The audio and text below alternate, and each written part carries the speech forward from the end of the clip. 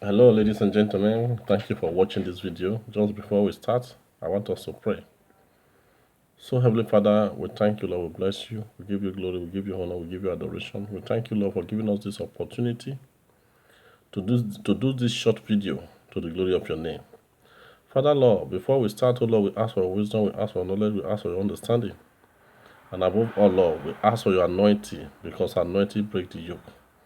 Let your anointing, O God, Father, flow in us to teach this teaching to the glory and honor of your name, in Jesus' name. Thank you, Lord, for taking over by yourself, by the power of the Holy Ghost. In Jesus' name we pray. Amen. So, brothers and sisters, let us just study the Bible, talking about the anointing of God. I want you to know one thing, just like what we read from the book of John, chapter 15, from 1 to 5, that said, He is the branch, He is the stems, we are the branches. Without Him, we cannot be just like that, and which is very correct. We have to really know that without God, we cannot really be. We need Him in our life. We need Him in every activities that we want to do. We need Him in our home. We need Him in our marriage. We need Him in everything that we do. And without His anointing, we cannot be able to do anything. Anointing matters a lot in the sight of God. That is why anytime you pray, ask God for wisdom, for knowledge, and for His anointing to carry out His word. I want to tell you how powerful anointing is for this short teaching. Maybe for 15 minutes we are over. Praise God. When Jesus was about to start his his missionary works, amen, on earth, you have to wait for the anointing of God. The anointing of God was that power of Christ that dominate Jesus. The book of Acts of Apostles, chapter 10, verse 38, tells us, he said, how he anointed Jesus Christ of Nazareth and he go about doing good. When the disciples were about to start, they have to wait in Jerusalem. He asked them to wait in Jerusalem. The 12 disciples, although one have a missed one anyway, according to history, he asked them to wait in Jerusalem for the anointing. Because the anointing, you cannot be able to do anything. There was no anointing. That is the reason Peter was able to deny Jesus. He really mean what he said he wants to do. The same Peter that denied Jesus was the same Peter that preached Jesus, accusing people that killed him. This Jesus who you have destroyed. That time the power of God have come upon him. The anointing is the power of God. You need the power of God to do the work of God. Hallelujah. Father, we need your power. We need your anointing. How Jesus was anointed, Jesus of Nazareth, Acts of Apostle 10, verse 38. He said how he was anointed and he go about doing good. Without the anointing of God, that is why you see somebody run a race. Without the power, see some run a race, they stop. God doesn't want you to stop. God doesn't want you to start if He has never asked you to start. When He asks you to start, you see you running the race without stress. May God give you that anointing to run this race in Jesus' name. Whether you are a pastor or you are a just ordinary just Christian, we all are called for the race. We all are called for the work of the kingdom. But without the anointing, we cannot be able to do anything. You have seen these two important places that I have mentioned. Before the apostles started, he asked them to wait in Jerusalem for the anointing. When the anointing really came upon them, they started preaching Christ without fear. When the power also came upon Jesus, that made him to become Jesus Christ, the power that came upon him was the power of Christ. If you want to know what I'm talking about, you can go to the book of 2 Corinthians 5. Read from 17, you will get the whole thing, what Jesus did in the cross of Calvary, and what Christ is all about. May God give us wisdom to do the right thing at the right time in Jesus' name. Talking about the anointing of God, my brothers and sisters, the anointing of God is so powerful. The anointing of God have been essential right from the Old Testament. Let me quickly read the book for you. The book of Isaiah. Isaiah chapter 10, verse 27. He said, and it shall come to pass that day, which day? Today. Say today, that his burden shall be taken away from off thy shoulder. That is, anything that you are carrying now will be taken away off your shoulder in Jesus' name. Any wrong thing that you are carrying will be taken away off your shoulder in Jesus' name. And his yoke from off the neck, every yoke around your life, around your neck, around your family, around our family, be removed by the power of the Holy Ghost. Any yoke, whatever name it may be, I don't care to know. I remove it by the power of Almighty God in Jesus' name. The Bible said it has come, the time has come, and this is the time that every yoke have to remove out of our neck. And the yoke, not only removed, shall be destroyed. So the Bible will say, shall be broken. Why? Because of the anointing. Hallelujah. There is no way we can do anything that concerns the work of God without anointing. Amen. That yoke will be removed and it will be broken because of the anointing. I pray that the anointing follow you and follow you just like the day of the Pentecost. May the anointing of God fall on you, fall upon your family, fall upon everything that you are doing by the power of the Holy Ghost in Jesus' name. I want us to go further to see the power of this anointing.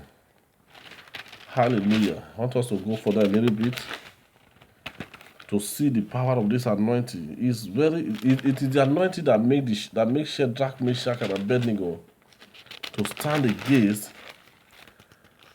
the will of Nebuchadnezzar. If not the anointing, fear would have taken them away. Fear is so powerful. But the kind of fear we need to have is a fear of not to offend God. But any fear outside that is a hindrance. May never be our portion in Jesus' name. Let me quickly tell you what the power of anointing is in this book. I want us to read the book of 2 Kings, chapter 13. Amen.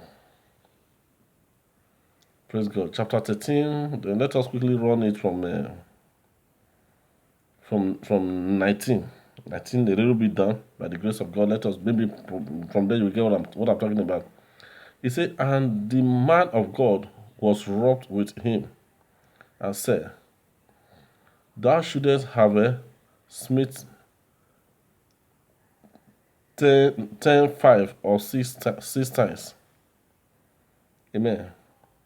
Then have thou smit Syria, till thou hast consumed it, whereas now thou shalt smite Syria but thrice. Amen. When Elisha was about to die, a king came to him that tell him all sorts of things. Elisha said he will succeed, then he asked him to perform some certain things. But this king performed, he shoot the arrow about 3 times. After 3 times, he was tired. He rested. So Elisha was so furious with him. He was so annoyed with him. He said, you're supposed to have continued shooting. There's a teaching that says push until something happens. Push. Or pray until something happens, which is push. Pray until something happens. I beg your pardon. Pray until something happens, which is push. You're supposed to have continued until you destroy Syria totally. Because you strike 3 times and you rest, it is only 3 times you are going to be able to overcome Syria. The man of God was so annoyed for that issue. Hallelujah. So let's go further to 20. He said, and Elisha, that was the last time Elisha speak for the problem of a community or of a country. So after that, Elisha died. 20 said, and Elisha died, and they buried him, and bands of the Moabite invaded the land at the coming in of the year. After 1 year, the Moabite people came and invaded the land of Judah. Hallelujah. They came to the land of Judah after they had buried Elijah after about a year. So let's see what happened in verse 21. And it came to pass, as they were burying a man also died in that country after Elijah had died. Not that same day, but after 1 year. As they were coming to bury the man, it said that, behold, they spied a band of men, and they cast the man into the sepulchre of Elisha. Hallelujah. Amen. So Elisha When they see some kind of people coming in, they know that these people are coming in for war. They quickly throw the dead man that died into the sepulchre of Elisha. Hallelujah. Of Elisha. Amen. As they did that, they run away. Amen. As they throw the man into the sepulchre of Elisha, they run away. And let's see what happened. See, and when the man was let down and touched the bone of Elisha, he revived and stood up on his feet. Praise God. The dead man that they threw into the sepulchre, into the grave of Elisha, when the body touched the bone of Elisha, he said the man he recovered himself and rise up back to life. And he stood on his feet. Amen. That's anointing. Praise God. Anointing was still speaking in the body of Elisha after death. How powerful anointing is. That a dead body touched the bone, the dead body came back to life. May God give you more than that kind of anointing in Jesus' name. If a dead body of Elisha can raise a dead man, you can also do it as a living being. That is the power of anointing. You need anointing. We need anointing. Father, Lord, we ask for this powerful anointing, O God, Father, that rules in your kingdom. Let that anointing fall upon us, O God, Father. Anointing that will break the yoke that the enemy has put into our life. Father, we invite that kind of anointing into our life with the blood of Jesus. Let the blood of Jesus circulate us and put down every yoke of evil out of our life. May the blood of Jesus uplift us to the greater height and give us the liberty to do the right thing at the right time in the name of Jesus. Faithful Father, we thank you once again. We bless you, we worship you. You have really shown to us that without anointing we cannot do it. Father, may your anointing be with us. May your anointing direct us. May your anointing strengthen us.